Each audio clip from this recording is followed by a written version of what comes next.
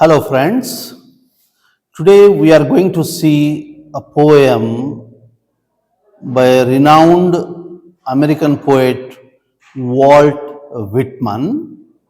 The title of the poem is O Captain, My Captain. Now, this particular poem is an elegy to the speaker's recently deceased captain. While the nation is celebrating the victory of the battle, the speaker is mourning the loss of its great leader. The poem has a direct reference to the assassination of Abraham Lincoln after the American Civil War was won. Abraham Lincoln was the president of United States of America, and during his time there was civil war in America. Abraham Lincoln, who has given us the definition of democracy, and he has successfully stopped the civil war, but he got assassinated. And as such, Walt Whitman composed this poem beautifully. O Captain, my Captain, our fearful trip is done. The ship has weathered every wreck. The prize we sought is won. The port is near. The bells I hear. The people all exulting. While follow eyes the steady keel, the vessel grim and daring.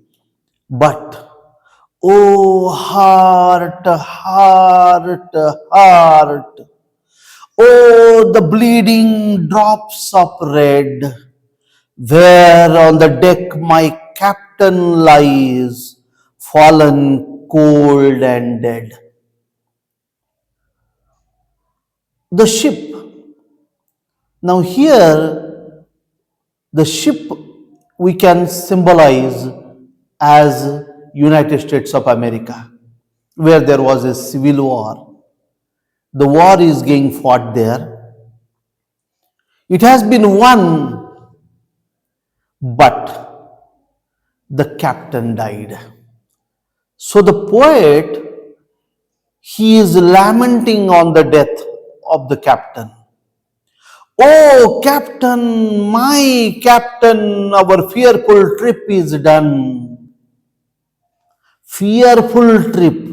The trip here doesn't resembles or talks about any traveling, but it is about the war. The war is over. The ship has weathered every wreck. The ship has overcome every difficulty. सर्व प्रकारचं जो धोका आहे, सर्व प्रकारचे जी संकट आहेत ती पार करून आपलं जहाज बाहेर निघालं आहे. The prize we sought is one. ज्या पुरस्काराची, बक्षिसाची आपण वाट पाहतो आहे, विजय मिळवण्याची, ते आपण प्राप्त केलं आहे. The port is near, the bells I hear, the people all exulting. समुद्राचा किनारा जवळ आलेला आहे, कारण चर्चच्या घंट्या ऐकू येऊन राहिल्या होत्या. लोक जोर जोराने जयघोष करून राहिले होते, कारण विजय प्राप्त करून कॅप्टन येऊन राहिला आहे. while follow eyes the steady keel, the vessel grim and daring. While follow eyes the steady keel, जहाज स्थिरपणे समुद्राच्या पाण्यावर चालत आहे आणि अतिशय अभिमानाने, स्वाभिमानाने, गंभीरतेनं जहाज किनाऱ्याकडे वाटचाल करत आहे. पण ओ हार्ट हार्ट हार्ट, अतिशय दुःख झालंय त्याला. काय, कशामुळे दुःख झालं? O the bleeding drops of red, where on the deck my captain lies fallen cold and dead. विजय मिळाला, लोक उत्सवात आहेत, उत्साह वाढलेला आहे, जयघोष चालू आहे. पण जहाजावर रक्त सांडलेलं आहे.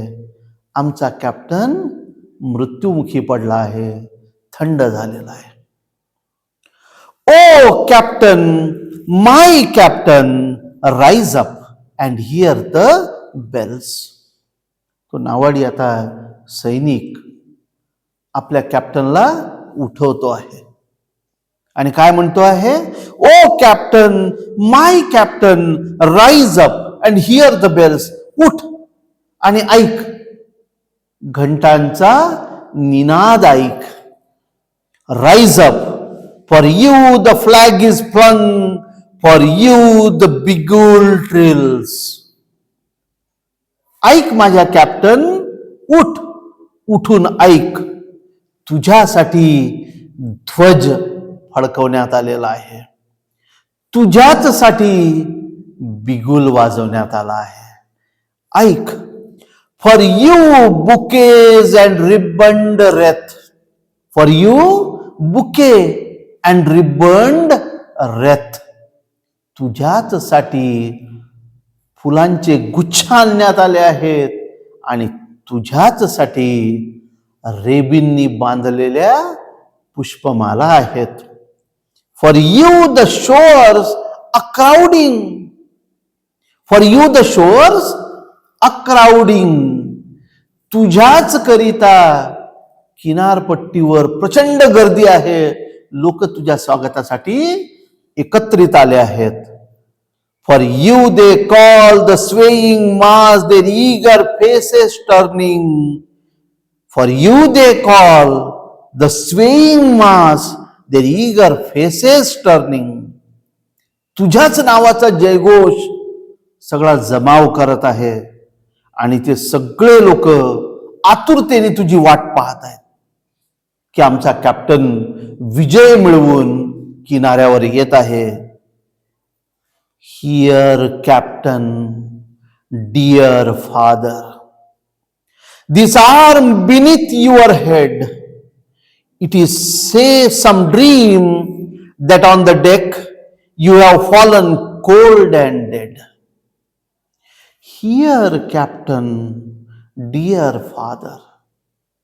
ओ माझ्या कॅप्टन, हे माझ्या पित्या, this arm beneath your head, तुझ्या डोक्याखाली मी माझा हात ठेवलेला आहे. It is some dream that on the deck you have fallen cold and dead. मला हे स्वप्नवत वाटत आहे. दॅट ऑन द डेक, जहाजाच्या वर तू थंड मृत पडलेला आहे. हे मला खरं वाटत नाही आहे, हे मला स्वप्नवत वाटत आहे. उठ, तुझ्यासाठी लोक आले आहेत. My captain does not answer, his lips are pale and still. My captain does not answer, his lips are pale and still. माझा कॅप्टन काहीच उत्तर देत नव्हता. त्याचे ओठ पांढरे फटक पडले होते, स्तब्ध झाले होते, कारण तो जिवंतच नव्हता ना, मृत्युमुखी पडलेला होता. विजय मिळाला होता, पण विजयाचा उत्सव साजरा करण्यासाठी कॅप्टन जिवंत नव्हता. My father does not feel my arm. He has no pulse nor will. My father does not feel my arm. मी माझ्या कॅप्टन जे माझे पित्यासारखे आहेत त्यांच्या डोक्याखाली हात ठेवला, पण त्यांना तो जाणवत नव्हता, कारण त्यांची नाडी सुद्धा चालत नव्हती आणि इच्छा सुद्धा नव्हती. दोन्ही गोष्टी नाही. The ship is anchored safe and sound. Its voyage closed and done.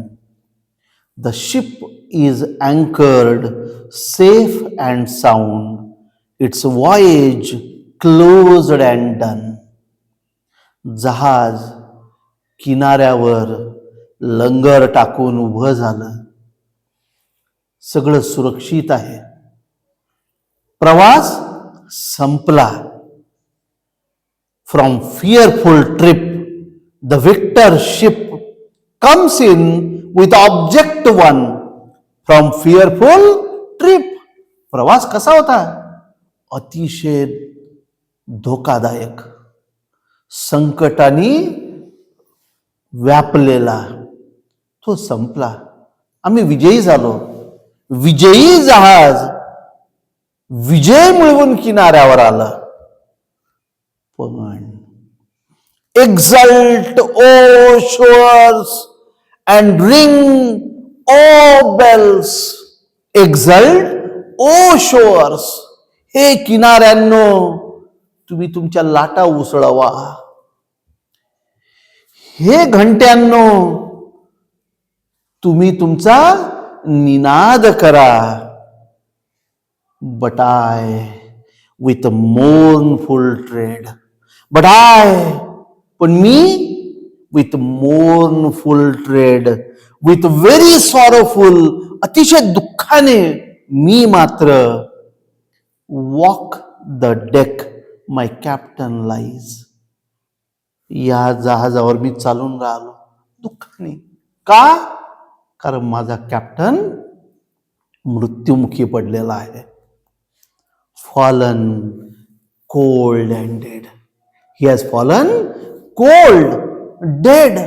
तो मृत झालेला आहे, थंड पडलेला आहे. विजय मिळाला, पण विजयाचा उत्सव आम्ही साजरा करू शकत नाही. आम्ही दुःखी आहे. अशी ही कविता जी अमेरिकेचे दिवंगत राष्ट्रपती अब्राहम लिंकन आणि तिथला गृहयुद्ध याच्या संबंधात ही कविता वॉल्ट व्हिटमननी लिहिलेली आहे. थँक्यू.